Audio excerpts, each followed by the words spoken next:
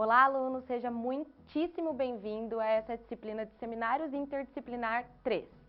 Hoje nós falaremos a respeito de inovação e criatividade na negociação para, especificamente, micro e pequenas empresas. Permita-me a apresentação. Sou a professora Melina Cardoso e estarei com vocês nessa disciplina.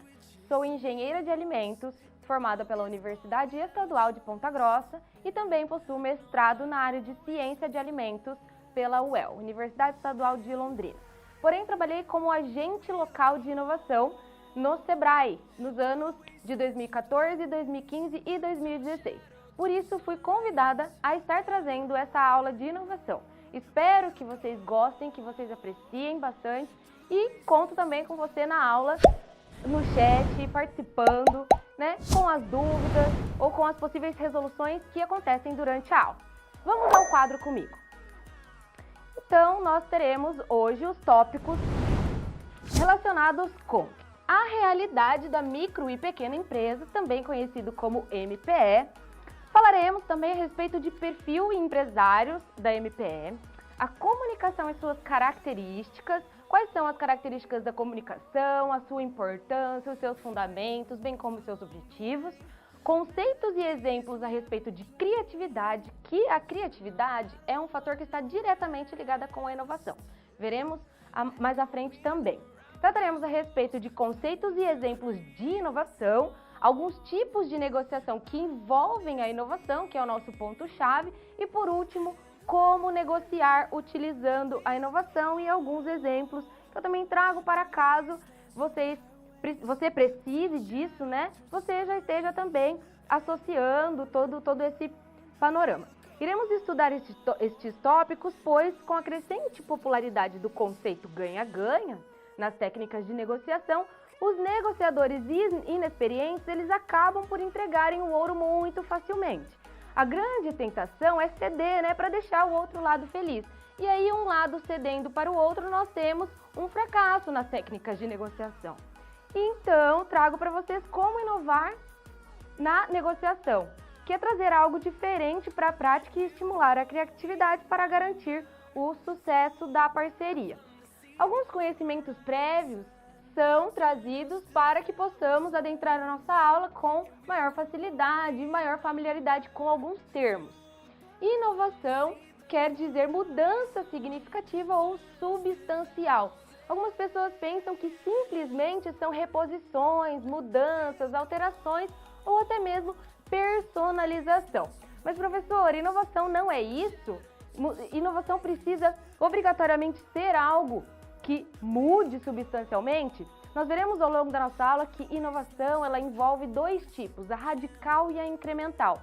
Porém, só podemos dizer que é inovação quando, de fato, este tipo de mudança trará algum retorno para a empresa ou para o empresário de fato. Como assim?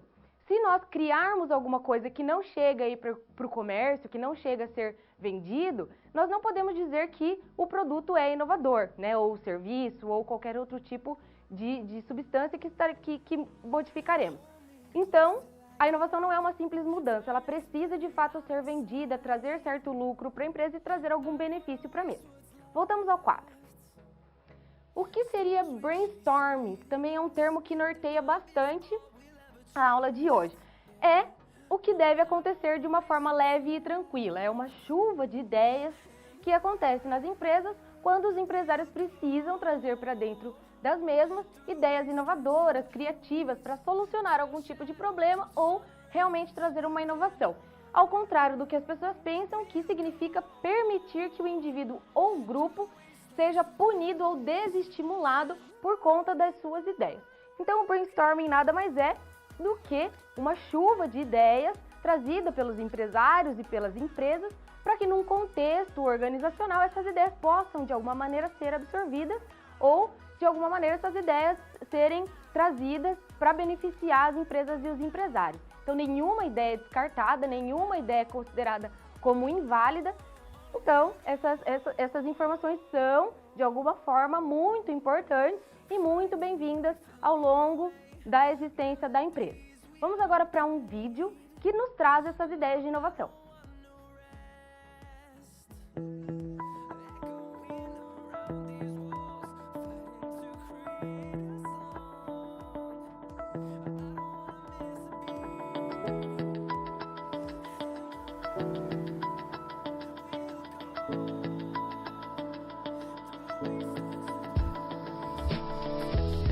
Tem negócio que a gente observa que ser pequeno é quase impossível.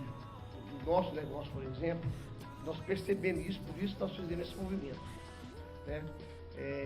Com exceção do sul, que aqui tem uma cultura muito forte local e tudo, você vê que as pequenas redes de domésticas todas praticamente sumiram do mercado, né? Então eu acho que depende do negócio seu que você está lidando. Agora, a pequena empresa ela sempre tem a vantagem, como eu te falei, de estar sempre presente com a família, com as pessoas mais próximas, com a liderança mais, as pessoas que você pode montar cultura mais próxima. Eu acho que o desafio de qualquer negócio é você tentar achar um nicho e saber claramente o seu posicionamento. O que você quer da vida? Um dia uma pessoa falou comigo o seguinte: você é gol ou você é tanto? A pessoa, quando eu era pequeno, quando eu era menor, falou comigo assim: cara, você é gol ou você é tanto? A pergunta é essa. Só, gol está preocupado com preço, isso, não quer dar serviço, isso. A tanto está preocupado com isso. Qualquer uma das empresas pode ter sucesso. O importante é saber o que você é. Então, acho que sendo pequeno ou grande, é muito importante a pessoa definir o que ela quer na vida. Ela quer atender massa de pessoas, ela quer atender qual tipo de classe social. Ela encontrando um nicho dela, pequena ou grande, pode ter certeza que eu acho que com esforço ela vai ter sucesso.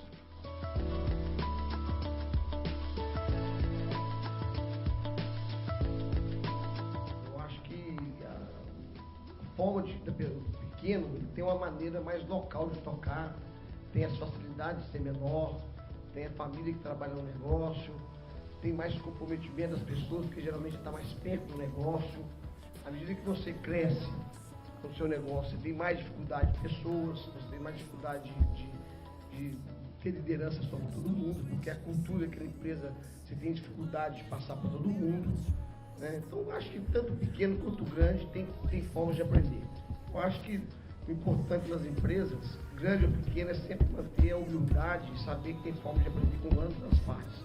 Eu acho que a pequena tem como aprender com a grande em gestão, em visão, talvez por ter mais recursos, ela consegue fazer no meu negócio, por exemplo, propagandas e tudo, que a pequena não consegue, mas ele pode sempre tirar alguma coisa para aplicar no seu negócio. Seja sistema, seja pessoa, seja organização, seja modelo de loja. Então, acho que todas as empresas aprendem uma coisa.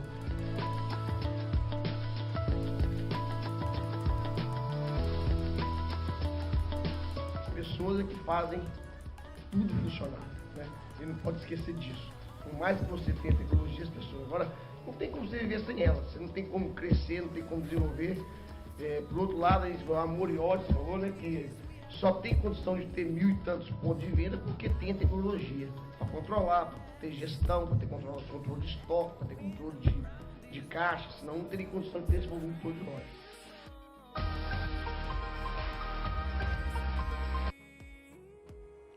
Percebeu como é importante não só a gestão, a organização e a administração dentro das empresas de micro e pequeno porte, como também entender tudo o que está acontecendo ao redor?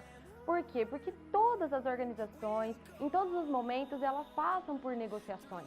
Elas precisam a todo momento estarem negociando ou com fornecedores, ou com seus clientes, ou até mesmo com os colaboradores de forma interna, porque a negociação ela faz parte de um todo da empresa. Se nós conseguirmos estar sempre trazendo inovação, criatividade, tranquilidade nas negociações e nas ideias de forma criativa, as micro e pequenas empresas só têm a decolar. Porém, nas micro e pequenas empresas, as coisas acontecem um pouco diferente do que nas médias e grandes, porque elas têm características peculiares. Vamos ao quadro entender, então, como são essas características. Acompanhe comigo. A realidade da micro e pequena empresa, a dita MPE, é que as micro e pequenas empresas totalizam 99,2% de empresas brasileiras, o que significa que é um montante bastante interessante. E esses 99,2% das empresas representam diversos setores, como por exemplo, mecânica, alimentos, indústria química, comércio, saúde, vestuário e também alguns segmentos, que são comércio, a indústria ou até mesmo o setor de serviços. Então, as micro e pequenas empresas representam esse total diante de toda essa representabilidade. Para a economia, representa um percentual de 20% do PIB, o que também é um número bastante expressivo, considerando o Brasil como um todo. Já em relação à capacidade de gerar empregos, representam 60% do total de empregabilidade. Então imaginem, né? Representar 99,2% de um total de empresas que existem no Brasil já é um número bastante expressivo. Visto que empregam 60% da população, significa também um número bastante expressivo para com essas empresas que estão abertas e que estão girando. Então, professor, existe oportunidade para todos, né? Diversas oportunidades. Eu acredito em todas as oportunidades, em todos os setores, porém acredito que a inovação e a criatividade sempre devem estar presentes, porque o diferencial, né, na característica de cada um, eu acredito que é o que faça a diferença. Voltamos ao 4. Existe também uma legislação baseada nessas pequenas e microempresas, dita Lei Geral de Micro e Pequenas Empresas, que está aqui destacada na cor verde por conta de eu trazer um vídeo mais à frente que tratará a respeito dessa questão específica. Outro ponto é que muitas optam pelo Simples Nacional. Por quê? Porque ele oferece várias vantagens, como por exemplo a arrecadação única, contabilidade, redução dos custos trabalhistas, entre outros. Essa lei, por exemplo, oferece uma série de facilidades, a citar facilidades tributárias, tratamento diferenciado em relação a licitações, que são aquelas compras governamentais, né, feitas pelo governo. Outras vantagens também como a tributação pelo regime simplificado. Há também uma possibilidade de arrecadação única, onde 8 tributos são recolhidos em uma só alíquota. Por que eu trouxe todas essas informações? Você, como um bom administrador, precisa dessas informações para que quando seja contratado pela empresa, você consiga, de alguma forma, trazer informações a respeito, né, de onde ela se encaixa, das informações que são pertinentes para ela. Então, na hora de negociar com o empresário que te contratou, por exemplo, você pode sugerir algumas dicas que estão dentro da lei geral.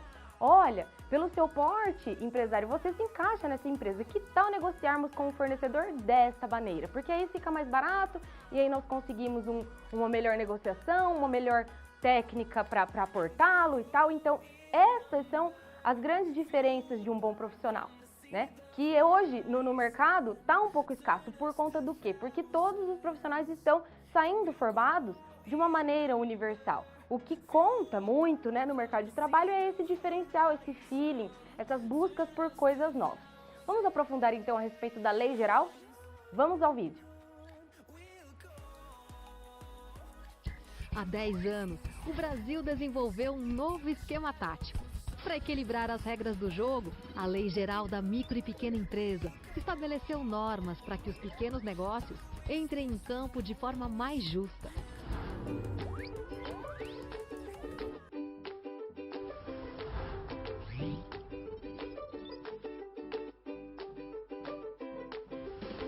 Assim como no futebol, o mundo empresarial é dinâmico. Por isso, a Lei Geral é uma lei viva, que está sempre se adaptando às condições da partida.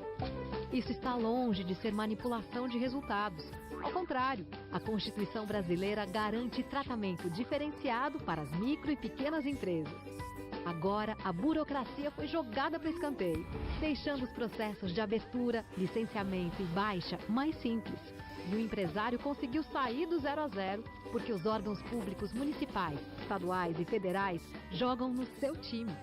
Você não precisa mais suar a camisa indo atrás de licenças e mais licenças para abrir ou fechar a empresa. E gasta menos para montar um time campeão. Com o Simples Nacional, ficou mais barato e prático pagar impostos. Você tem mais oportunidades de bater um bolão por ter maior acesso à inovação, à justiça e ao mercado.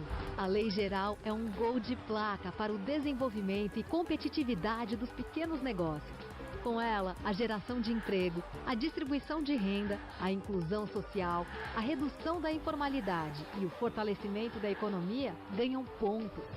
Mas afinal, quem pode ser escalado para esse jogo?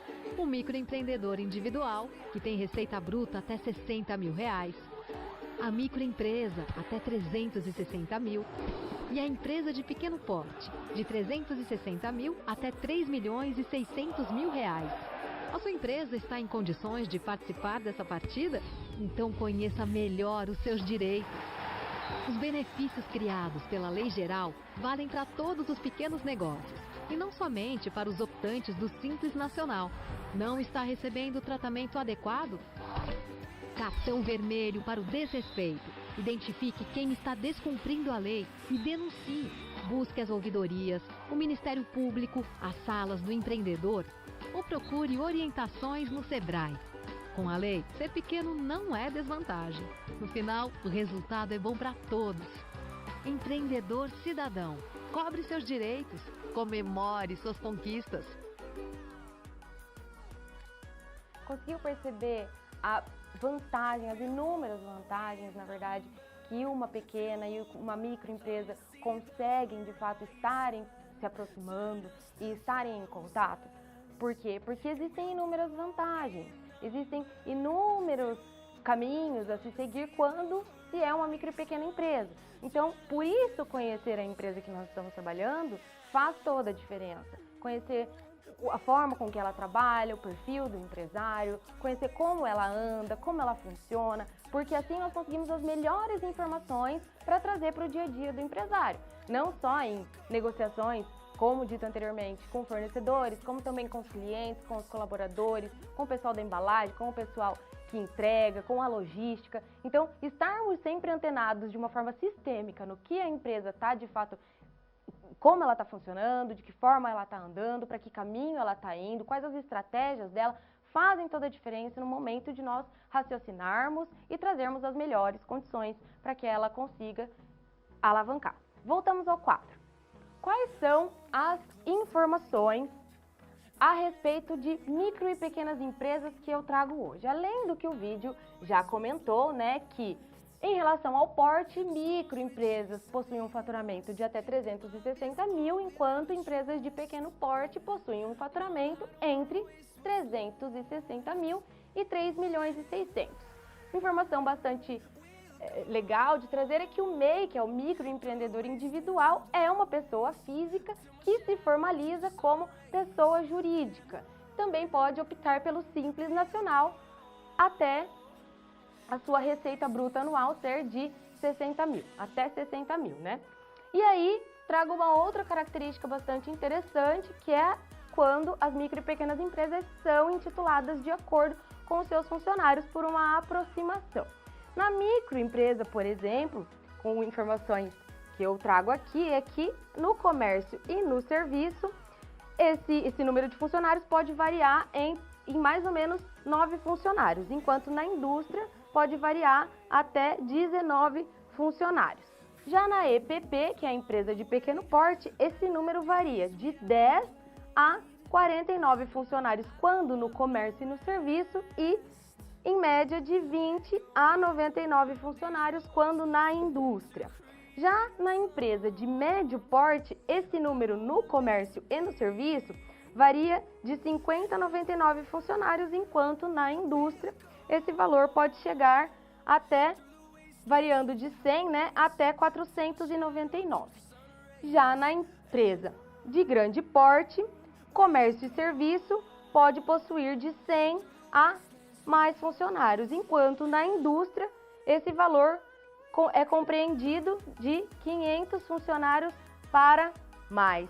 São números bastante expressivos e bastante concisos, porém são números que variam e que são aproximados para que consigamos também ter uma classificação quando não é uma classificação relacionada ao valor do faturamento.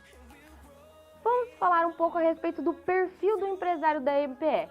Mas, professora, por que conhecer o perfil do empresário quando nós estamos falando de técnicas de negociação? Porque conhecer o perfil nos traz informações a respeito do quê? A respeito da necessidade que o empresário tem. E em cima dessa necessidade, desse indivíduo, desses gerentes, nós conseguimos montar quadros de oportunidades. E em cima dessas oportunidades aparecem negociações que ficam mais interessantes quando nós conseguimos entender as necessidades. E aí tais oportunidades acabam dando brechas para quê? Para influências. Então nós conseguimos de fato ter uma negociação bastante influente, bastante concisa, e é relacionada diretamente com a necessidade do empresário quando nós temos essas informações. Então, muitas vezes,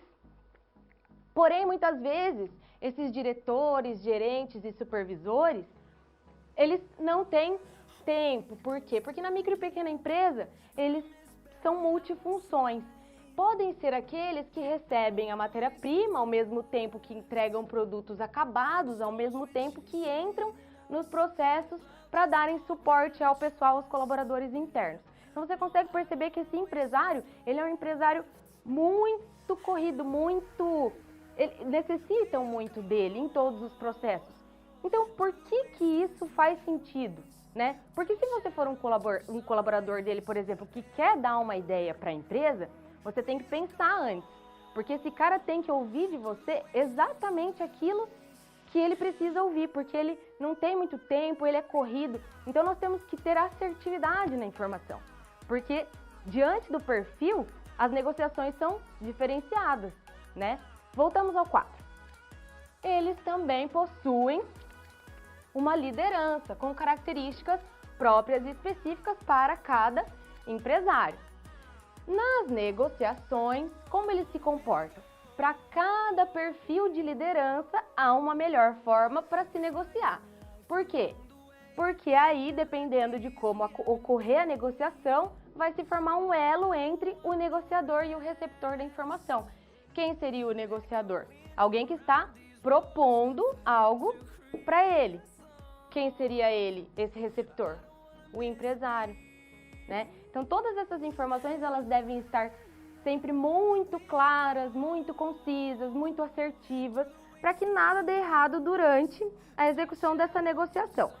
Para negociar, é interessante saber se o empresário deseja alguma negociação. Por quê? Porque aquilo que se oferece tem que fazer sentido para a empresa ou para o ramo que ele atua. Para quê? Para buscar informações a respeito da viabilidade daquela informação, daquele produto, para que haja um custo-benefício interessante para ele. Porque ter muita informação sobre o que se deseja negociar com esse empresário, de fato, é extremamente interessante. Professora, mas por que você trouxe esse tipo de informação, né? Porque suponha que você seja uma pessoa que queira negociar com ele em grande escala uma matéria-prima. Talvez ele não tenha um capital de giro, né, interessante para conseguir fazer essa rotatividade girar. E talvez para ele não seja interessante manter um capital de giro preso no estoque. Então são esse tipo de feeling, esse tipo de informações que são esses tipos de informações que são sempre relevantes e interessantes estarmos mantendo em mente quando da necessidade de uma negociação. Então, não basta somente ter criatividade, ter a melhor ideia, uma inovação super incrível, mas também entender qual é a situação real da empresa em questão, né? Se é uma microempresa, qual o faturamento mensal dela, em média, pelo menos, para que nós possamos formular, como bons administradores, como nós faremos toda essa distribuição, para que vejamos de fato qual é a possibilidade dele estar trazendo novas coisas, novas ideias, novos fundamentos, né, para a empresa. Voltamos ao quadro. Quais os perfis que existem, então, né? A professora falou tanto de liderança, mas quais os perfis de líderes que existem? Trouxe aqui 7 perfis que são bastante comentados para que possamos agregar à nossa aula. Então, o líder autocrático é aquele líder rígido, ele impõe sem ouvir. É conhecido como aquela pessoa mandona, né? O que ele acha vai ser imposto, vai ser colocado em prática e pronto. Já o segundo perfil seria um perfil de líder liberal, que é aquela pessoa mais livre, né? Deixa os funcionários mais à vontade, deixa os funcionários fluírem da maneira que acharem mais correta e tem dificuldades em manter a ordem. Tem dificuldade em manter a ordem, tem dificuldade em manter um direcionamento, e aí é um perfil dito como liberal. Num terceiro momento, eu trago o líder democrático para você. O que significa esse líder? É um líder mais aberto para participações. Ele gosta que as pessoas sejam participativas. Quando da ausência dele, tudo corre bem na empresa, porque, de fato, ele deixa muito esclarecido as suas tarefas. E é um líder que prega pelo sinergismo e pelo mutualismo, né? Para que todos se deem bem, para que a forma de trabalhar consiga fluir. Já o quarto líder é um líder situacional. O que é esse líder? É um líder que entende cada caso e cada comportamento dos funcionários e age conforme a situação. Então, nós temos um perfil X de funcionário, então ele sabe exatamente como agir diante de um perfil apresentado de um colaborador a respeito de um perfil específico. Se ele tem um perfil Y, por exemplo, ele também consegue, diante dessa situação, trabalhar com esse perfil de colaborador. Então, é um líder situacional. Em um quinto momento, trago aqui o líder institucional, que é um líder que ele tem uma visão mais sistêmica e mais global da empresa, né? Ele é mais dinâmico, digamos. Ele tem um comportamento mais sistêmico, tem um olhar mais global, mais geral da instituição e é também uma pessoa que tende a fazer planejamentos mais estratégicos. Já o líder tático é aquele líder que faz mobilizações de RH e também mobilizações relacionadas a recursos, porque é um líder que intermedia as ações que ocorrem na liderança institucional e na liderança operacional. Então, digamos que é o líder que fica entre o meio institucional e o meio operacional, fazendo o meio de campo, fazendo com que tudo corra bem, né, na hierarquia. Em sétimo lugar, nós temos aqui o líder operacional, que é aquele líder que está sempre em busca de resultados diários. Por que resultados diários? Porque aí é um líder que sempre procura aqueles resultados pontuais do que aconteceu no dia para poder estar passando para esse líder tático e em seguida as ações mais a longo prazo estarem conseguindo serem feitas, né? Continuando a respeito dos perfis, temos que empreendedores são pessoas versáteis, dispostos a investir o próprio dinheiro para concretizar aqueles objetivos que eles têm em mente, que possivelmente os transforme em metas e estratégias. E também são capazes de sobreviver num ambiente político-econômico desfavorável e sujeito a muitas mudanças. Como nós podemos perceber, né? Algumas empresas fecharam as suas portas nesses anos em que houve um ambiente político-econômico desfavorável, porém muitas delas resistiram e conseguiram se manter. E ainda precisam ampliar seus conhecimentos sobre educação financeira, que é um conhecimento sobre matemática, gestão, controles, ou até mesmo mapeamento, formalização, análise e desempenho de indicadores, números estatísticos, né, entre outros. Também precisam ampliar seus conhecimentos em um financiamento público, a respeito de informações de financiamento. Por quê? Porque eles precisam entender que existem diversas formas de financiamentos com taxas acessíveis aos seus negócios, para que eles não tenham medo de investir. Além de saberem também que existem subsídios que os auxiliam nessa galgada quando do empresário de micro e pequeno porte e auxiliam também as suas ideias tecnológicas. Precisam também, de alguma forma, ampliar seus conhecimentos sobre capital de giro, na busca de tentar desperdiçar o mínimo com matéria-prima ou estoques parados, porque o seu capital de giro geralmente, né, é um pouco sensível. Então, professora, por que você falou, né, a respeito de educação financeira, financiamento público, né, e até mesmo capital de giro? Você, como empreendedor, tendo essa ciência, administrador, tendo essa ciência, tendo todas essas informações, então é muito legal, é muito interessante, por quê? Porque aí você vê um viés para conseguir ajudar esse empresário. Então, eu só consigo enxergar um cenário de crise política, de crise econômica. Eu não estou conseguindo enxergar um cenário legal para trabalhar.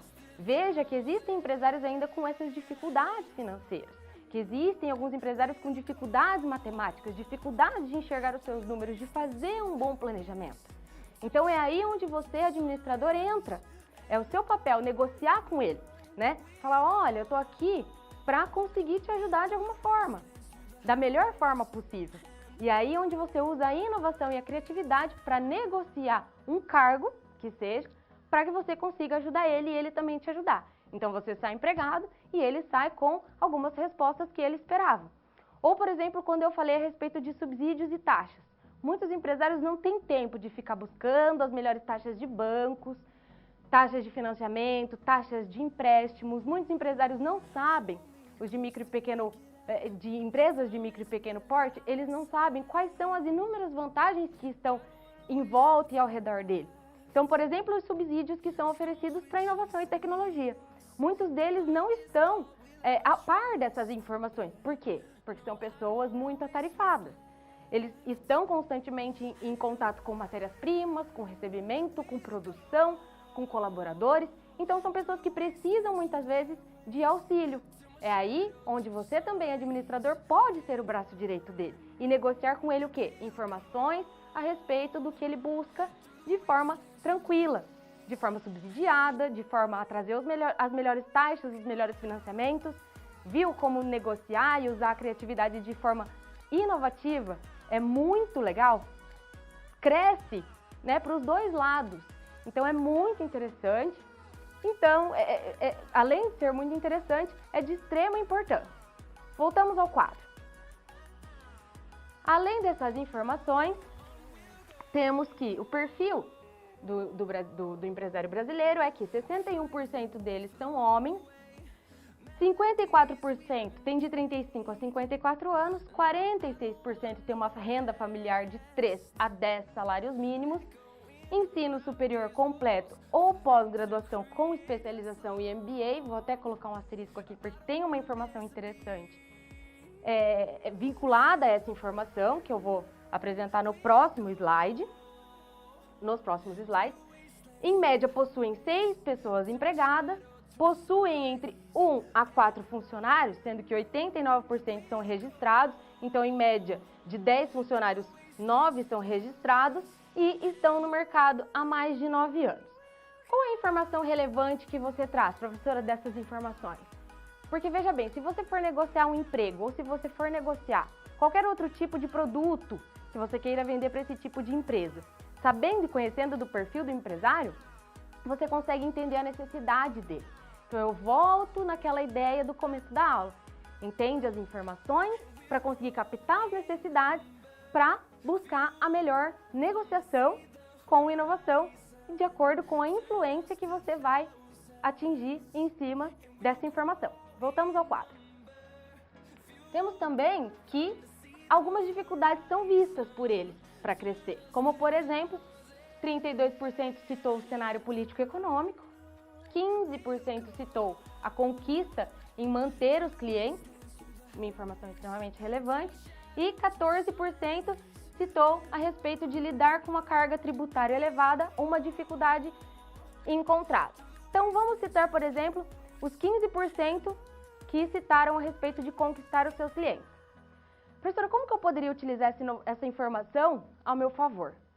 Então, se 15% está reclamando a respeito da fidelização dos clientes, você pode tentar negociar com o quê? Com alguma forma de fidelização desses clientes. Um cartão, para que ele volte, né? Aqueles cartões onde a gente preenche os campos, para que no último campo ele ganhe ou uma refeição, ou um sapato, ou algum produto, né? Então, é uma forma o quê? De fidelizar, fazer com que o cliente esteja sempre voltando para a sua loja e para o seu estabelecimento. Viu como essas informações são, de fato, importantíssimas no momento em que nós precisamos negociar? Então, quando nós estamos pensando em trazer esse empresário, né, para que ele seja um cliente, ou pensando nesse empresário como um possível empresário para crescer com a sua micro e pequena empresa, nós precisamos estar atentos a esses detalhes, porque são esses detalhes que vão fazer a diferença no momento dele investir, né? Porque nós precisamos ser assertivos, porque o capital de giro dele já é sensível, né? Esse montante de recursos que ele tem já tem que ser bastante preciso no momento do investimento, então cabe a nós estarmos trazendo as melhores informações. Voltamos ao quadro. Quais outras informações são pertinentes? 63% utilizam o próprio dinheiro a partir de um capital próprio, né? 82% adotam o Simples como regime de tributação. 94% têm uma conta em banco só para empresa. 22% admitem que a administração dos recursos próprios e dos que pertencem à empresa é feita conjuntamente. 68% fazem capital de giro com recursos próprios. 17% desses 68% admitem utilizar o cartão e 14% dos 68% recorrem ao cheque especial. Eu queria dar uma atenção para esses dois tópicos, por exemplo, né? Recorrem ao próprio dinheiro utilizando capital próprio e admitem que a administração dos recursos próprios e dos que pertencem à empresa é feita de forma conjunta. Imagine que você seja um consultor da área de finanças e que você esteja prospectando novos clientes.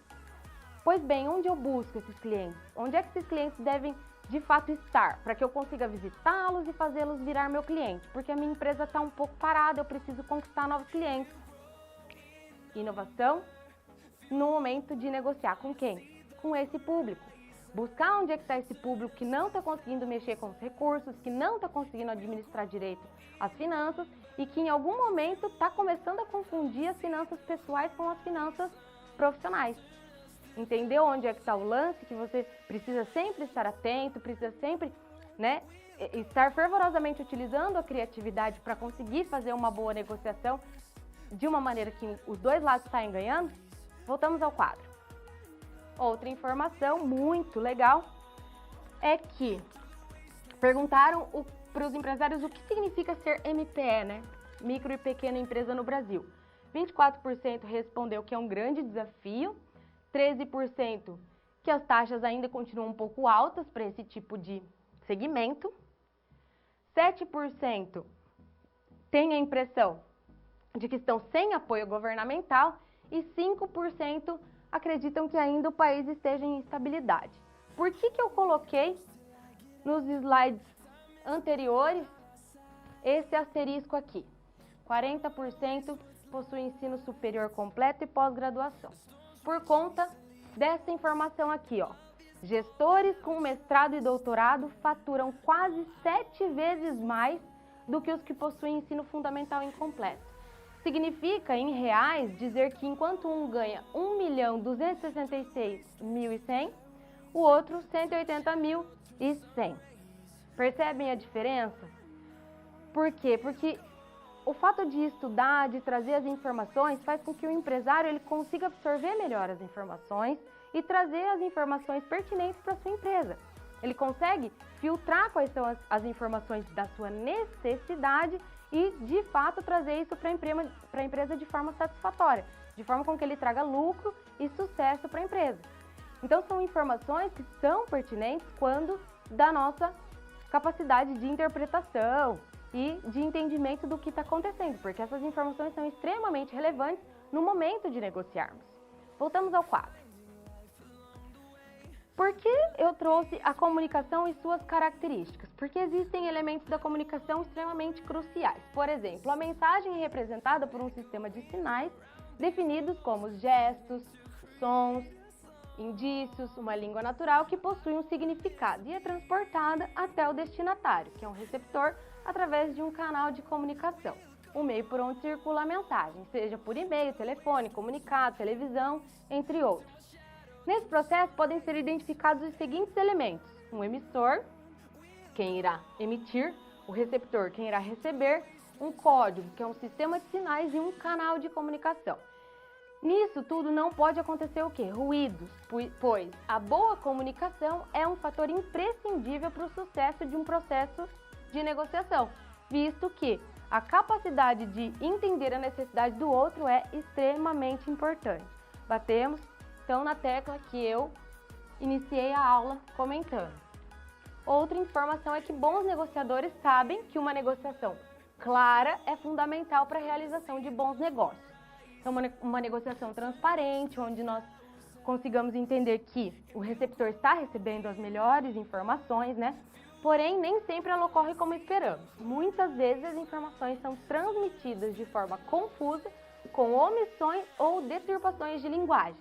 Existem barreiras que podem impedir a transmissão de informações de forma correta, o que nos faz entender que nós devemos evitar todo e qualquer tipo de ruído nas nossas informações. Quais são as vantagens dessa comunicação? Por que você está falando dessa comunicação, professora? Porque além de ser clara, transparente, sem ruídos, Essa comunicação melhora a capacidade de expressão e a imagem social que você passa. Uma boa comunicação fomenta o respeito pelas outras pessoas, ajuda também a resolver alguns confrontos, além de melhorar a capacidade de negociação, que é extremamente importante, aumenta a autoconfiança tanto de quem está propondo quanto de quem está recebendo a informação, confere uma maior credibilidade, principalmente para o emissor da informação, quando a informação é clara, concisa, né? E também diminui o estresse. Uma sugestão, então, para sair na frente é preciso buscar novas formas ou formas diferentes de se comunicar para que haja assertividade na comunicação. Por que então que eu falei a respeito de novas formas ou formas diferentes? Porque nós precisamos sempre estar em contato com a inovação e tentarmos trazermos sempre criatividade. Porque o novo, o diferente, sempre atrai. E é sempre o quê? Diferente do que o concorrente, por exemplo, está oferecendo. É sempre diferente do que muitas vezes até o empresário imaginou para a empresa dele. Porque às vezes ele está tão corrido com a empresa, está com tanta informação na cabeça que ele não pensa muitas coisas que podem ser trazidas de novo para essa empresa. Mas o que tanto, professora? Vamos entender no quadro. Acompanhe comigo. O que é criatividade? Quais os conceitos e exemplos dessa criatividade que eu tanto falo? A criatividade ela é composta por ideias geradas que dependem de atributos pessoais. Dependem também do ambiente em que se vive, da formação acadêmica da pessoa que está emitindo as informações, dos fatores socioculturais, entre outros, produzidas a partir de indivíduos ou grupos que estejam inspirados para essa geração. Assim, temos que o profissional determinado a avançar em sua carreira deve diferenciar-se dos concorrentes, utilizando novas táticas, novos caminhos e novas opiniões. Costumo bastante trazer essa frase, porque é a partir dessa frase que muitas pessoas se motivam a fazer algo diferente. Velhos caminhos não abrem novas portas. É preciso fazer diferente, é preciso trazer coisas diferentes para que as coisas fluam melhor e para que também tenhamos sucesso, diferentemente do que os concorrentes trazem. O que a gente precisa, então, né, para abrir novas portas? Direcione sua criatividade para uma questão específica. Traga o que você precisa mudar e modifique aquilo de acordo com o que você acha pertinente. Reconheça seu potencial criativo. Não iniba esse potencial. Traga sempre uma lista de ideias. Não tenha vergonha nem medo de trazer novas ideias sempre, porque toda ideia pode parecer muitas vezes ignorável, mas muitas vezes ela pode ser aplicada sim. Trabalhe com associações, analogias, né? Tenha sempre esse controle. Reveja e aprimore velhos conceitos. E também peça opinião e melhore as suas próprias ideias. Professora, por que você comentou a respeito de pedir opinião? Eu tenho visto muito que as melhores fontes de informação são muitas vezes os próprios colaboradores do que outras pessoas externas à empresa. Mas por quê? Porque eles estão em contato muitas vezes diretamente com tudo o que está acontecendo, né? Então você, como um administrador, por exemplo, que está buscando uma solução a respeito de produção, muitas vezes não é necessário trazer uma pessoa de fora. Às vezes quem está lá dentro traz as melhores informações. Mas como trazer essas informações desse pessoal? Vamos usar uma negociação, uma inovação na negociação, por exemplo? Então vamos colocar uma forma de trazer essa informação de forma com que nós conseguimos negociar de forma ganha-ganha. Então vamos imaginar assim: olha, colaborador, eu estou aqui para buscar a sua informação. Qual a sua criatividade para que nós possamos melhorar a produção? Aí ele não quer falar. E você propõe a ele: olha, nós estamos presenteando no final do ano as melhores proposições para aquele problema da produção. E aí ele se anima, né? Porque ele vai ganhar alguma coisa com isso. Então aí nós temos uma negociação ganha-ganha, onde ambas as partes estão conseguindo ganhar o que querem, conseguirem os seus objetivos, e aí nós estamos utilizando o quê? Inovação na negociação, onde ambos os lados conseguem atingir o seu objetivo de forma tranquila. Voltamos ao quadro. Técnicas que auxiliam no processo criativo. O brainstorming, como dito no começo da aula, a quebra de adaptação psicológica, a analogia, nada mais é do que colocar e simular ambientes novos, e a empatia. Perdão, quebra de adaptação, simulação de ambientes novos.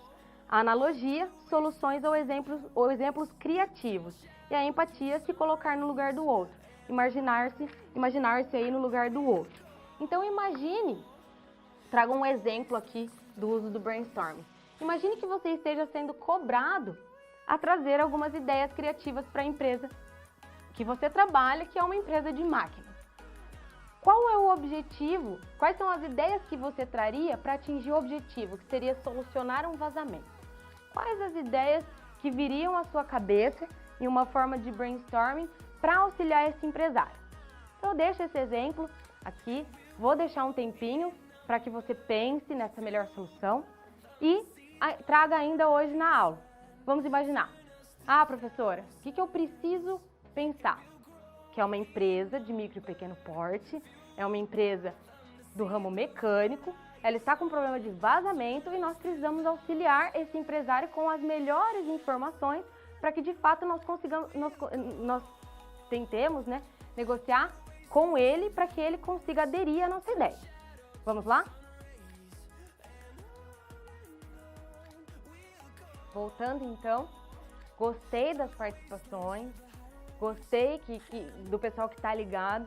Então, vamos a algumas soluções que nós poderíamos negociar com o empresário. Acompanhe comigo no quadro. Você, então, foi cobrado a trazer ideias criativas para uma empresa de máquinas. Então, nós temos que uma máquina está com um vazamento de um líquido. Quais as ideias você traria? Veja, deixei uma pergunta extremamente ampla, por quê? Para que nós possamos, né, pensar em diversas soluções ligadas com inovação e criatividade. Então, nós poderíamos dizer assim, olha, será que esse problema não está num cano? Olha aí o brainstorming, né? Será que não está num cano? Será que esse vazamento não está relacionado a um item específico dessa máquina? Ou será que está relacionado à máquina inteira, né?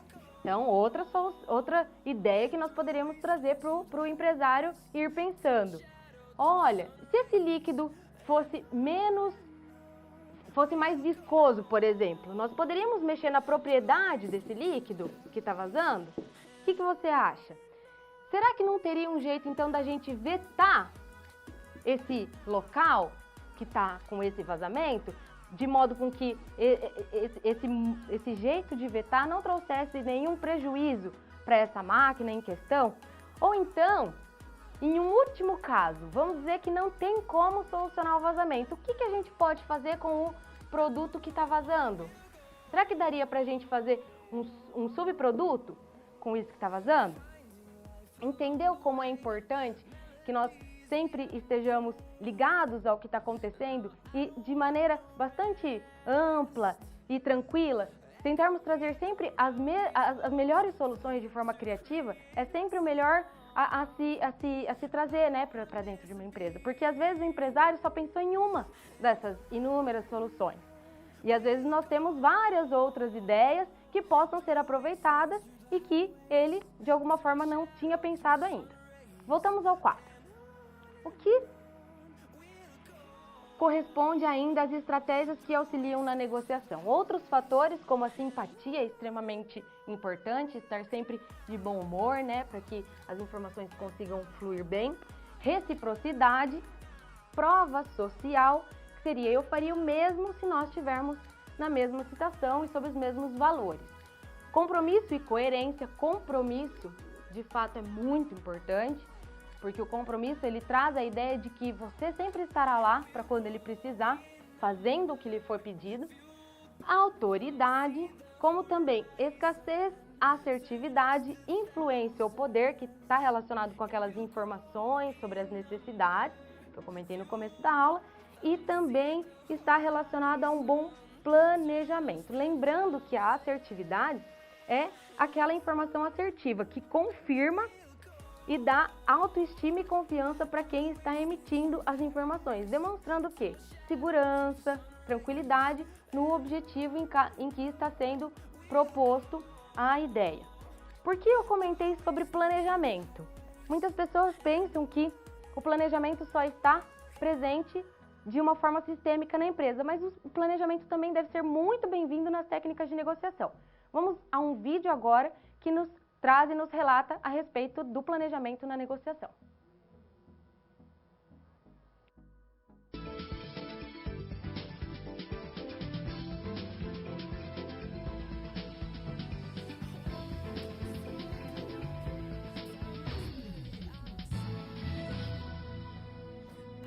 Olá, eu estou voltando agora de algumas negociações que eu fiz em Munique, na Alemanha, e em Zurique, na Suíça. Olha, uma característica desses dois povos que sempre me impressiona é o foco que eles têm, a persistência, a disciplina em se tratando de negociação. O alemão negociando, então, ele parece um míssil. Quando o piloto detona aquele míssil, ele sai do avião buscando o alvo e olha, o alvo se desvia e o míssil vai atrás. Ele sabe exatamente o que ele quer e ele corre atrás. Tudo isso aí é função do quê? De um planejamento bem feito. A gente, como brasileiro, não gosta muito de planejamento. Eu devia até não falar isso aqui agora, mas eu não gosto de planejamento. Agora não é uma questão de gostar ou não gostar, precisa fazer. Quem não planeja, negocia mal. Você fala, puxa, mas planejamento, existem tantas variáveis. É verdade. Quando você pega um avião do Brasil aqui para a Europa, o piloto faz o planejamento do voo. Tem vento, tem novidade? Tem. Ele corrige a rota para quê? Para conseguir chegar no destino planejado, no objetivo que ele queria. A mesma coisa você precisa fazer em suas negociações. Vamos falar um pouquinho de planejamento básico. Você precisa planejar o que você deseja, o que você quer alcançar ao final dessa negociação. Você precisa parar para pensar também o que será que o meu oponente, o que será que o outro lado deseja. Será que é preço? Será que é uma condição de pagamento? Será que é uma entrega mais rápida? Uma garantia? As pessoas precisam de coisas diferentes. Qual será que é a pressão que tem dos dois lados? Quem sofre mais pressão, você ou ele? Quem necessita mais da negociação? Aquele lado que necessitar mais vai negociar pior. Vai fazer mais concessões. E uma coisa que você precisa ter sempre em consideração, quais são as alternativas que você tem. Quem não tem alternativa, negocia mal, cede mais fácil. Bom, o pessoal geralmente dá muitas desculpas para não planejar. Por exemplo, isso aí vai inibir minha criatividade, vai me engessar. Bobagem. Planejamento não inibe, planejamento vai te dar uma rota, um roteiro. Você precisa ser criativa justamente na hora de fazer o seu planejamento. Outra desculpa, não dá tempo, mas você não tem tempo para nada. Bobagem, você tem tempo para planejar. Se você não planejar, você vai ter que ter tempo para fazer tudo de novo. Ou até talvez para corrigir algumas bobagens que você fez na negociação. Resultado na negociação é função do planejamento. Bom, vamos resumir isso aqui. Alguns pontos que você deve levar em consideração quando você monta o seu planejamento. Os seus objetivos, o que você quer. A logística, onde você vai negociar? Na casa dele, na sua casa, num local neutro como um restaurante, por exemplo. Você vai sozinho ou você vai levar alguém para te ajudar? Você vai negociar em equipe? Quando? Quais são as perguntas que você deve fazer? Quais as perguntas que ele vai fazer? Gente, planejamento vai lhe dar mais segurança, vai lhe dar mais consistência e vai melhorar os seus resultados. Tente planejar e veja que diferença isso faz nas suas negociações.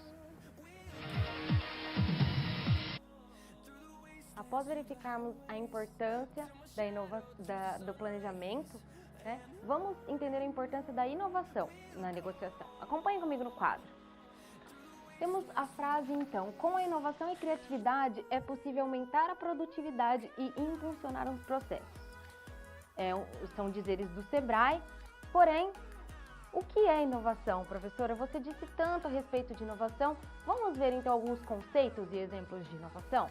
Temos que, a partir do Manual do Oslo, que é um manual bastante utilizado para a inovação, é trazido que a inovação é a implementação de um produto, seja ele bem ou serviço, novo ou significativamente melhorado de um processo ou até mesmo de um método de marketing ou de um método organizacional nas práticas de negócio de uma organização, seja ela no local de trabalho ou nas relações externas.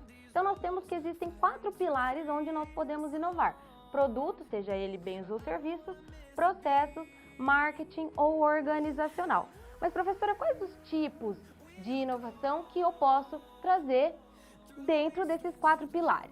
A inovação ela pode ser radical, que é aquela que causa um impacto significativo em um mercado na atividade econômica das empresas desse mercado, ou até mesmo pode ser incremental, que significa uma série de pequenas mudanças que juntas constituem uma mudança significativa.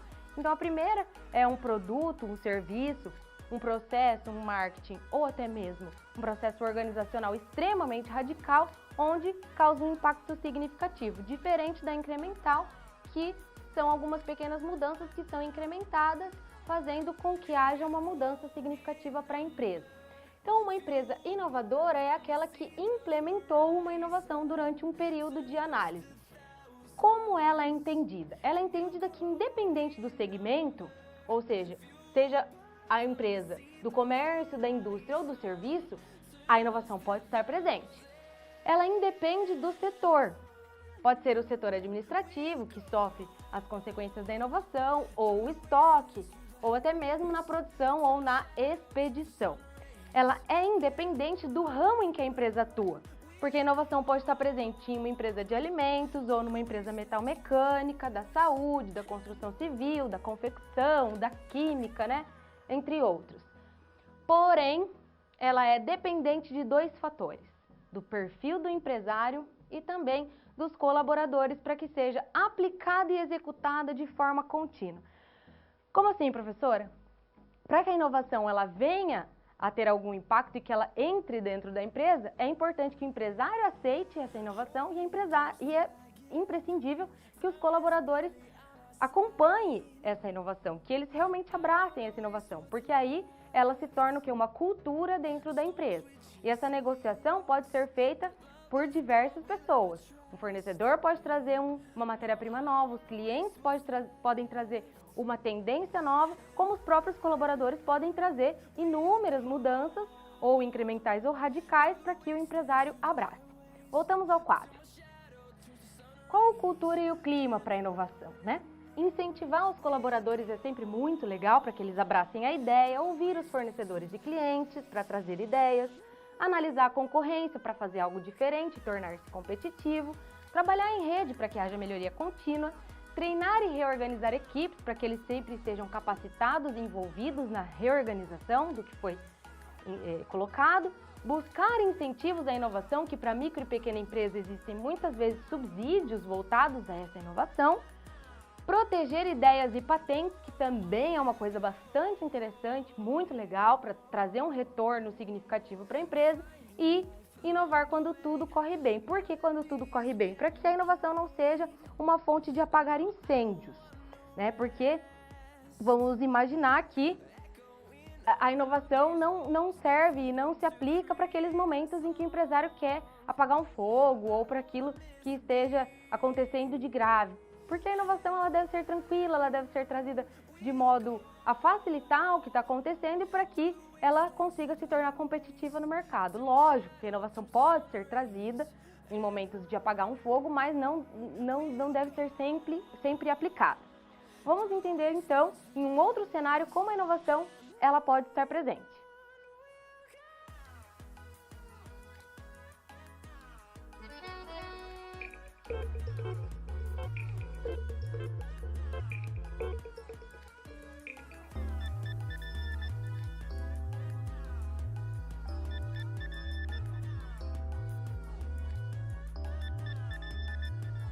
Ela precisa de uma série de ingredientes que se interagem, né, se complementam. Se a gente for analisar, né, um pouco sobre esses ingredientes, talvez o principal deles é a questão da cultura da organização, que é mais ou menos como a empresa, qual é o jeitão da empresa, como é que ela se comporta, as atitudes, os valores, né?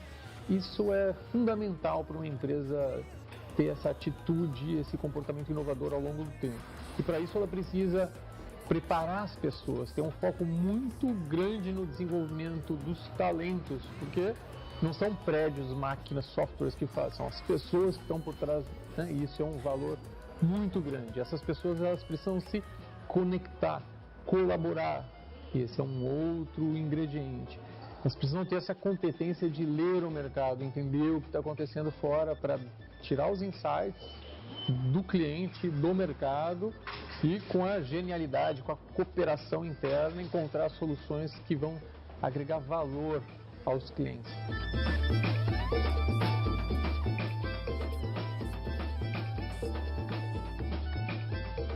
E aí a gente fala dos programas de desenvolvimento de pessoas, desenvolvimento de liderança, os treinamentos, a cultura de reconhecimento, os processos para serem instalados, para ter uma certa disciplina de desenvolvimento de projeto mesmo, gestão de projetos, isso é muito importante. São coisas que a organização pode e deve fazer se ela quer buscar inovação.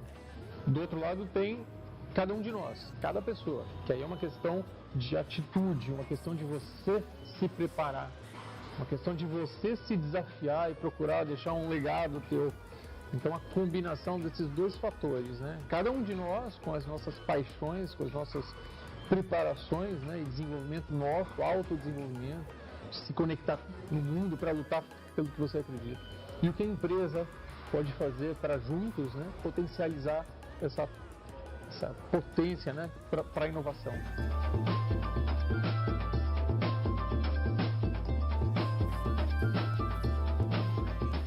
Fala de comunicação, eu vejo talvez duas formas de explorar. A primeira é uma organização inovadora pela cultura que é necessária para que essa empresa cresça pela inovação, ela precisa ser transparente, as pessoas precisam ter confiança, as pessoas precisam saber os rumos da empresa, ter visibilidade do que está acontecendo. Então, essa parte de comunicação interna entre os funcionários, entre a liderança, a alta liderança, né, os gestores e os funcionários, entre os departamentos, isso é fundamental. E para fora também é muito importante. A gente tenta, na área da comunicação, inclusive, fazer com que as pessoas saibam desse nosso potencial, dessa competência.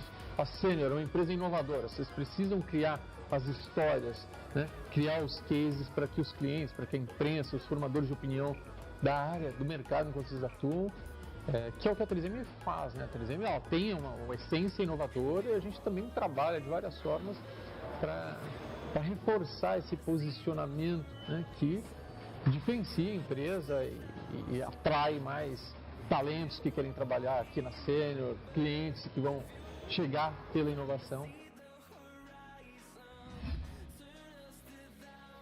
Viram como a inovação ela é importantíssima, independente do ramo, independente dos setores, dos segmentos?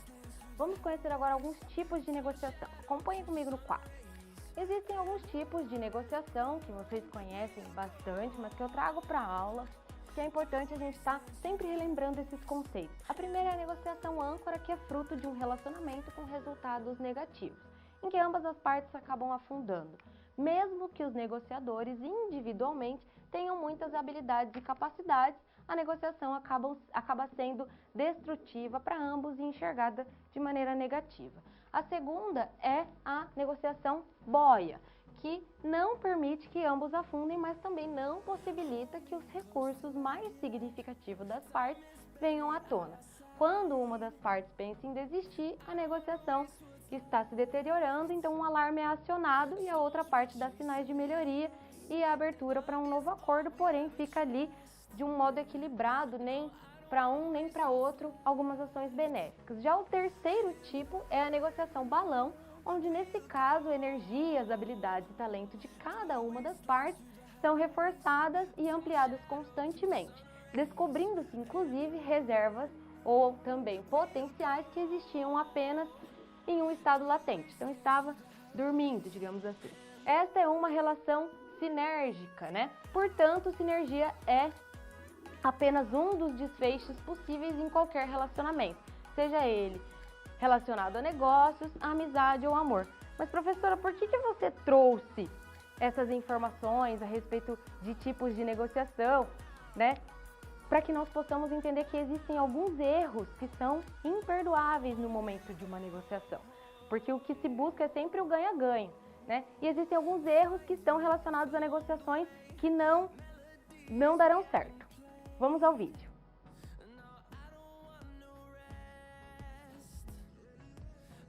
Existem alguns erros que podem destruir qualquer negociação. Vamos a eles. O primeiro é a incoerência. Quando você fala uma coisa e faz outra, você perde completamente a credibilidade. O segundo grande erro é prometer alguma coisa e não cumprir. Quando você pega a fama de enrolão, as próximas negociações serão prejudicadas. O terceiro grande erro é a falta de empatia. É você não conseguir se colocar no lugar do outro. Isso mostra que a pessoa basicamente é egoísta. O quarto erro é a arrogância. Todo mundo gosta de lidar com gente competente. O que as pessoas não gostam é de lidar com pessoas arrogantes e que ficam dizendo a cada 5 minutos que são muito competentes. O último grande erro é o desequilíbrio emocional. Ser muito agressivo, ou chorar no meio de uma negociação difícil, ou ser muito teimoso, acaba destruindo a negociação. Se você conseguir evitar esses 5 erros, a sua negociação vai ser muito mais fácil. Após verificarmos que existem alguns erros, vamos a algumas atitudes que com certeza auxiliam na negociação. Vamos ao quadro. Quais são? Alguns autores acreditam que o poder pessoal é o resultado do produto de 3 fatores: estados mentais, conhecimento sobre o tema e as habilidades desenvolvidas a partir desses conhecimentos. Ou seja, é uma multiplicação de fatores que auxiliam nesse poder pessoal. Outros autores acreditam que a combinação desses 3 fatores, associado com fatores que gerem curiosidade e despertem o interesse de saber um pouco mais a respeito do que se está negociando, são cruciais para que esse poder pessoal seja atingido. Acredito, então, que é neste momento onde nós podemos introduzir a inovação para auxiliar na negociação. Professor, então, como negociar utilizando essa inovação? Pois bem, podemos negociar em diversos níveis. Quais as possíveis negociações para micro e pequena empresa? Podemos negociar com fornecedores através da redução dos valores das matérias-primas ou até mesmo estendendo os prazos. Já é uma negociação bastante interessante. A respeito dos clientes, podemos negociar entregas de diferentes formas para diminuir o custo. Podemos negociar as trocas dos produtos, que muitas vezes estão relacionados a perdas monetárias de recursos, com a empresa. Podemos negociar entrega e logística, ou seja, de que maneira nós podemos ter uma parceria onde nós conseguimos reduzir o valor dessas entregas, de fato, impactando de fato nos recursos gerais da empresa. Podemos também negociar com parceiros, isso é, fazer parcerias de forma onde ambos consigam ganhar e aí envolvemos uma negociação através de parceria. Temos também negociação para inserção de projetos, sejam esses projetos relacionados à inovação ou não, que muitas vezes são de interesse dos empresários porque são vistos com bons olhos, como por exemplo a inserção de uma ISO. O que é uma ISO? A implementação de uma ferramenta da qualidade onde se padroniza a cadeia produtiva. Então, professora, é um projeto, inserir uma ISO? Com certeza. Vamos pensar na possibilidade de estarmos inserindo uma ISO na empresa, que é a padronização dos processos, padronização dos produtos a serem entregues de forma a formalizar todo esse processo. Quem que a gente envolve? Envolve uma negociação com o empresário, envolve uma negociação empresário-colaboradores e envolve também empresa-cliente, porque o produto que nós estamos entregando é de uma forma padronizada. Então, imagine você sendo um consultor que está propondo a implementação de uma ISO. Como você negociaria isso com o empresário? Veja, você tem que trazer as vantagens para ele. Olha, a ISO vai tornar a sua empresa mais padronizada, mais organizada, você vai conseguir ter indicadores formalizados do que está acontecendo dentro dela. Em cada processo você vai conseguir entender numericamente o que está acontecendo, de que forma, onde nós estamos tendo perdas. Viu como é fácil negociar quando você tem informação e quando você sabe que é uma necessidade do cliente? Voltamos ao quadro.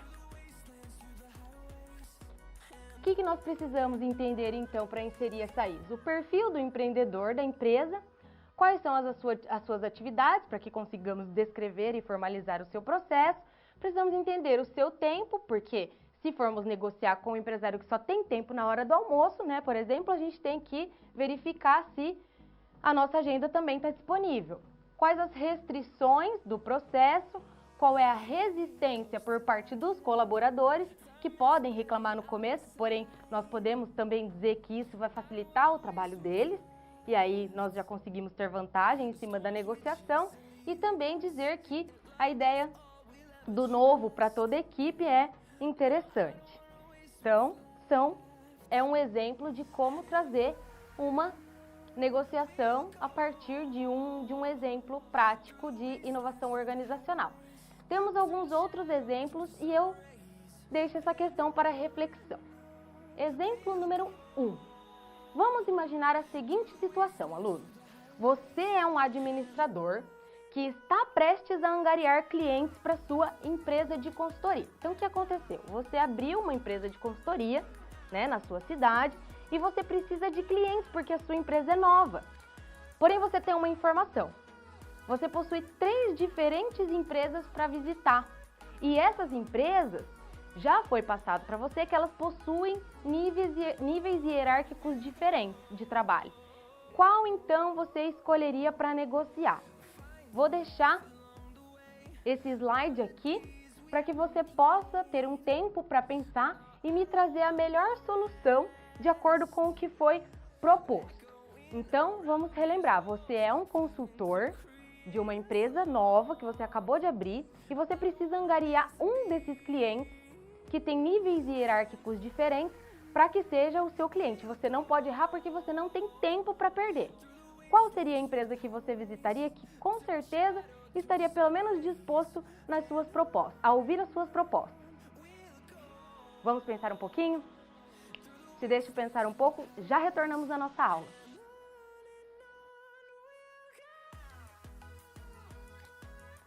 Retornamos então para verificar a resolução dessa questão. Vamos ao quadro? Temos que existem diferenças, né, nos níveis hierárquicos relacionados a uma estrutura linear ou funcional ou staff. Gostei muito quando vi a resposta relacionada à linha staff. Por quê? Porque numa estrutura linear, nós temos que o diretor repassa as informações aos gerentes e os gerentes repassam ao pessoal que está na execução. Então, nós temos um predomínio na autoridade linear.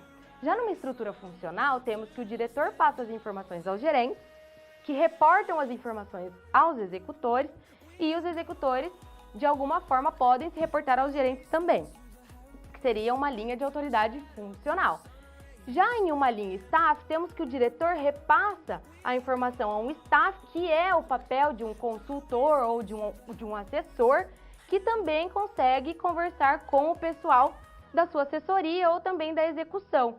Temos que também o diretor pode passar as informações aos gerentes, que repassa as informações aos executores. Porém, a linha staff é uma linha que,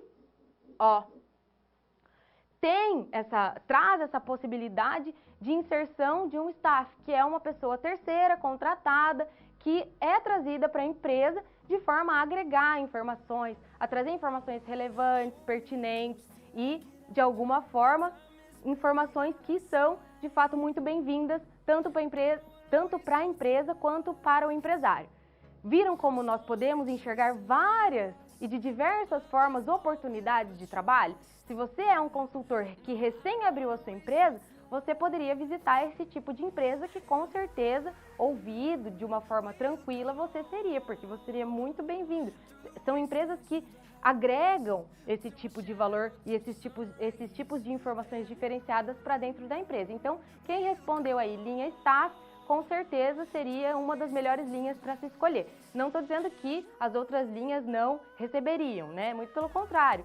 Todas as formas de níveis hierárquicos podem sim estarem recebendo um consultor, mas a linha staff é uma linha que já está mais propensa a receber informações externas da empresa. Vamos voltar ao quadro e ver o exemplo 2. Acompanhe comigo. No exemplo 2, eu trago uma suposição, tá, aluno? É somente uma suposição e essa suposição já foi trazida por alguns programas de trainee que eu tenho visto do meu acompanhamento profissional. Então, vamos colocar a seguinte situação. Você foi contratado por uma empresa de sapatos, tá? A exercer o papel de negociador. Você precisa negociar e vender sapatos porque foi para isso que você foi contratado. Você irá atuar em algumas regiões onde existem resistência a sapatos, que é uma comunidade indígena. Lembrando que é somente uma suposição, tá? Que eu coloquei aqui para trazer um exemplo hoje. Sabendo que os índios possuem hábitos e costumes diferentes, os índios dessa comunidade indígena específica, como você negociaria a venda com eles, supondo que não possuem o costume de utilizar sapatos? Então, lembrando que este exemplo é somente uma suposição, é um exemplo que já foi utilizado em alguns processos de seleção de trainees de grandes empresas, e eu achei bastante interessante porque envolve exatamente o assunto da aula de hoje, que seria trazer, de alguma forma, inovação para as técnicas de negociação. Como você faria para resolver esse problema? Acompanhe comigo no quadro essa resolução. Nós temos, diante da resolução deste exercício, que nós poderíamos bater em 3 diferentes vertentes para resolver esse problema. Claro que não existem só essas soluções. Essas soluções são algumas soluções trazidas por mim, que são algumas soluções que eu enxerguei. Você, aluno, pode ter alguma outra solução, traga para a aula para que nós consigamos agregar informações. Então, a primeira seria utilizar um bom sapato, comunidade, ou um sapato de boa qualidade, ela é fundamental para a saúde dos pés, visto que são eles que suportam o nosso peso o dia todo. Então, você poderia alegar isso e dizer, olha, você pode trazer qualidade aos seus pés. Veja, eles deixam os pés macios, eles protegem os pés e trazem saúde para os pés. Olha que interessante, comunidade. Viu que legal? Uma das negociações seria se basear na qualidade dos pés. Voltamos ao quadro. Em um segundo momento, poderíamos dizer, olha, um calçado de boa qualidade, ele evita que a compra para sua reposição seja feita tão brevemente, o que auxilia a poupar algum dinheiro. Então, você poderia bater não só na tecla da qualidade, como, olha, um sapato ele demora a se deteriorar, ele demora a ser reposto. Então, seria bem interessante você comprar pelo menos um para cada um da sua comunidade, que aí vocês não só teriam qualidade, como demorariam para comprar outro. Então, veja o custo-benefício. Viram só que legal essa negociação? Vamos a outra negociação. Nós poderíamos dizer também, ou somente que, o sapato ajuda a proteger os pés, evitando que eles se cortem ou que eles se machuquem. Então, poderíamos dizer não só que os sapatos oferecem qualidade, como também o custo-benefício é extremamente importante e interessante, como também proteção. Ele traz saúde e proteção aos pés. Viram a importância de utilizar a criatividade nas técnicas de negociação? Viram como é imprescindível que tenhamos sempre um pensamento fora do que todo mundo vê? Ah, existe crise, existem momentos em que o país passa por algumas situações delicadas? Existem, mas cabe a você ser um diferencial, trazer um diferencial para a empresa em que você está inserido e também trazer coisas diferentes para diferentes ambientes que você possa estar inserido. Vamos agora às perguntas, antes de encerrarmos a aula.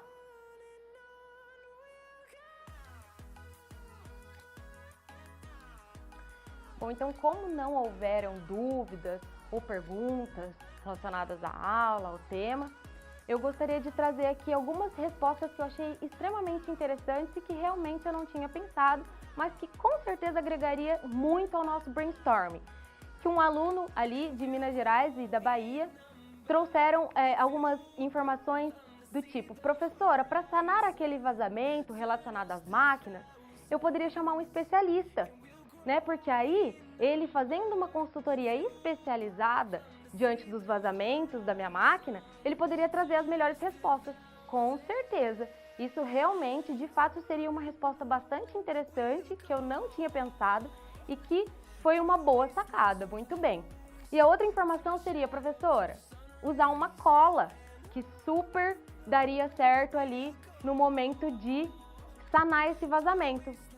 Muito bem, isso mesmo. Existem algumas colas que conseguem simplesmente reforçar, né, essa ideia e conseguem sanar esses vazamentos e que podem, muitas vezes, não influenciar no líquido que está passando por esse maquinário e também podem não trazer nenhuma forma de prejuízo para esse tipo de funcionamento desse maquinário. Então eu gostei muito dessas respostas, gostei da interação, vi que vocês estão participando, entenderam a aula e eu deixo aqui o meu muito obrigada. Antes de encerrarmos a aula, eu também gostaria de reforçar a ideia dos fóruns, tá? Gostaria de reforçar a participação de vocês dos fóruns, a participação em relação à resolução dos exercícios, a resolução dos questionamentos, das questões reflexivas. Gostaria de reforçar a participação das ideias que vocês forem trazendo, porque toda ideia é muito bem-vinda, a participação é muito bem-vinda e eu conto com você, conto com a participação, com os dizeres, com as respostas, que de alguma forma pode estar errada ou não, mas que nós temos esse momento justamente para discutir e é muito importante, muito interessante. Te convido a participar dos fóruns, te convido a estar sempre ativamente participando das aulas. Deixe meu muito obrigada e em breve, tomara que possamos nos ver novamente. Deixe meu muito obrigada, encerro a nossa aula e conto com você no chat e nos fóruns.